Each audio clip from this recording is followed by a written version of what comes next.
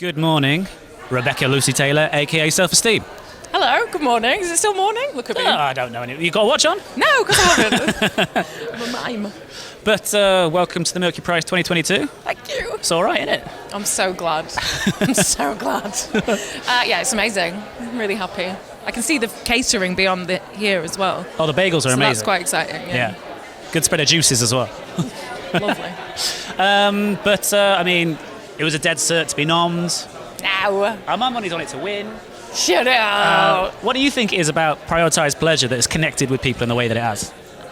I'm not being like coy. Like, I can't believe what's happened, and I'd really made my peace with like being pretty consistently like underground and underdogged.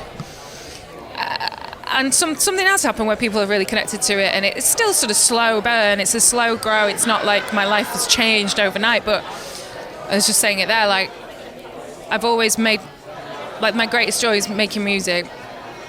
And I've been making records since I was 18.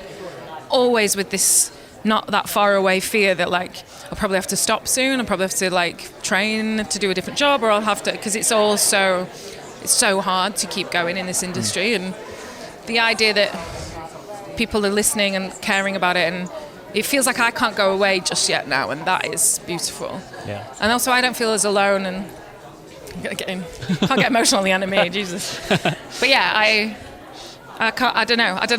Great answer from me there. No, it is.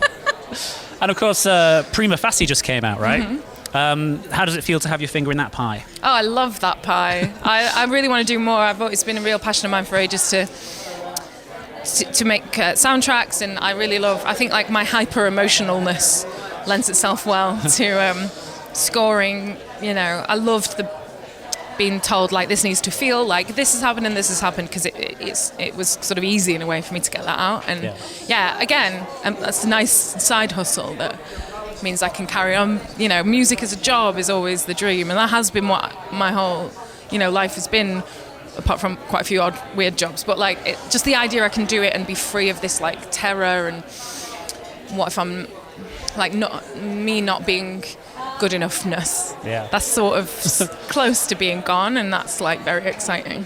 Any particular extracurricular, that was fun to say, any particular extracurricular kind of goals on the horizon? Well, I've just, Mercury was the 5th of all the things I wanted to achieve. So I've got to start a new one. I want to be a judge on Drag Race UK. That's what I really want next. That's what I'm putting out there. And I see like manifesting. So I got all the things I wanted on this record. So now I know how powerful manifesting is. I want to take my time before I just like, I don't know, treasure. I want to find treasure. So finding treasure and being Drag Race judge. So I'll see you in a bit and see if I get it. And the last time we saw you were smashing Glastonbury, dressed as Meadowhall. Mm-hmm. Yes. Where did that come from? Meadowhall. I'm always referencing Madonna, and I've always had this idea of doing a cone bra, but it's the domes of Meadowhall. Meadowhall is opened in 1990. I was a kid. I was like wide-eyed, like, oh my God, it represented such like glamour and America and like all these things. I spent years upon years in that joint. Like first place I ever went without my parents. Like this hotbed of growth. I also worked there in Quicksilver. It's just always represented so much, and I love sort of making glamour meet reality. So that's why I did that. Any other Sheffield landmarks you'd go as, like Leadmill or Bungalows and Bears? No, it's not a lot of architecture going on there, but you never know. I've got a few more things to wear shit for now, so I'll have to think of that weird waterfall outside the station. Yeah, that's a vibe. Yeah. I'll have to see. It took me years to get the Boots Advantage card dress, of course. Since that, I struggled to think of anything better. So it took long enough to think of Meadowhall, so it might be a while. And of course, there's the ongoing battle to save Leadmill. What do you think it is about that venue that can't be replaced? Oh, it's just, I hope, like, venues they start to become sort of carbon copies of each other. It's kind of difficult when you want this sort of authentic, in the moment feeling, but when everywhere is just sort of not run by people that are from there, you kind of lose the warmth and the connection. But it happens everywhere, doesn't it? Like, and the music industry is a difficult beast, and there's a lot of injustice in it, and things like this is just another one of them. But yeah, I hope they can do something. Amazing. The last time we spoke was at the Brits, where we talked about album number 3, and you teased Olympic opening ceremony euphoria. Yeah, throw those curtains widey.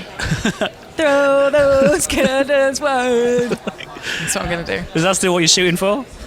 Yeah, well, I'm so busy, I haven't had time to think about it, so it's going to be ages now. Yeah. Because I'm too busy getting awarded things. Awards, theatre. Oh, it's hard. It's so hard being talented. It's killing me. But yeah, that's still on the agenda, but you never know. Do you reckon next year, or do you reckon... I'm going to aim for next year, but I also want to finally, for the first time in my life, like, maybe have a holiday and think a bit.